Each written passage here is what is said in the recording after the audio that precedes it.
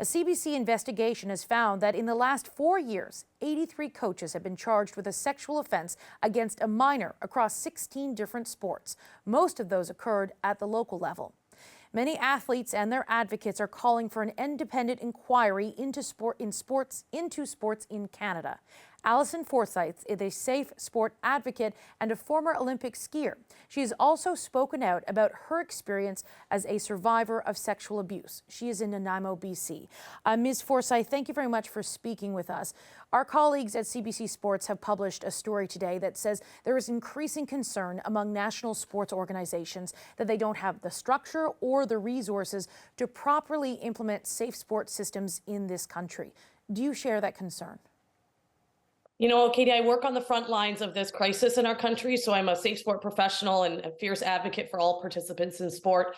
And so on that, what I'll share is I have seen firsthand a lack of resources within our national sporting organizations to properly implement safe sports systemically, meaning from an NSO right down to the club level. However, I will also share that that's no excuse if that's ever being brought up as an excuse for not prioritizing safe sport within your national sporting organization. So over the last 4 years, I have not seen that happen nearly enough, nor have I seen strong enough implementation by the national sporting organizations, or to be frank, strong enough funding and support from our federal government. But we are in the work and progress is being made, but we need to push harder. So there are kind of two tracks to this, if I'm understanding this correctly. You need more support, more funding from the federal government, and more responsibility at the national sport organization level. Am I getting that right? Absolutely. And our sports system has been based on a tick-the-box approach. And our government has said, here's a policy, here's online training, and now independent complaint management. Independent complaint management is critical. I think we know the stories that have come up around cover-ups of abuse. However, we need to recognize that a policy and forcing someone to do some online training is not going to prevent abuse. We must dig deeper. We must spend more money. We must get the right people in the room and be efficient and fast, because this is a crisis that has been going on way too long. I was going to say you kind of get it in that answer, but what do you want to see immediately change? What do you think will be the most important thing that can be done in this moment to try and prevent this from getting worse? So we're divided right now, and I never thought that something I'm fiercely passionate about as a mother and a survivor would be politically divided, and that is the case. So regardless of our opinions, we need to work together, and I know that's interesting to say. I have no problem if we need to look backwards and inquire deeper into sport. Where I do have a problem is if that takes away from resources and progress in moving forward, because we do know what some of these solutions are, and we need to do it quickly. So when I say quickly, I have seen slow progress. And again, I believe our political system works very slowly, and our public sector sports system works very slowly. As an example, if a national sporting organization wants to put in an application for funding, that can take 2, 3, or 4 months to turn around. So we need to focus on this as the top priority in every single sporting organization. A sporting organization should never say, but Allison, we don't have enough funds because we need to buy X, Y, and Z. Protecting your participants is priority number one. So first and foremost, it needs to be the top focus of every single sporting organization in this country. Do you think a national inquiry into these issues will help? I believe in being educated before opinionated. So I cannot sit here. I need to know what that looks like. How much money is it? Will it halt progress in moving forward? Where are the resources going to come from, and what will it look like? Because I cannot sit here and with that lack of education being provided to me and say yes or no. I know there is many solutions we can get going on right away, and some have already been put in place. I believe our government right now is trying their best under the circumstances. However, they're not experts in this space. No offense, but politicians are not experts in this space. And the conversations and questions that I've heard coming from politicians in the last couple months in these committees show me a lack of education on the issue. And I'll be frank about that. So let's get educated on where we really are, and let's find the solution. What has stood out to you as something that you heard a politician say that struck you as this is not reflective of the crisis that we're dealing with in this moment? Well, there's a lot of conversation. I mean, I had to learn provincial and federal jurisdiction when I started this work back in Duncan's administration. There's a lot of conversation and a lot of pressure being put on just one level of government.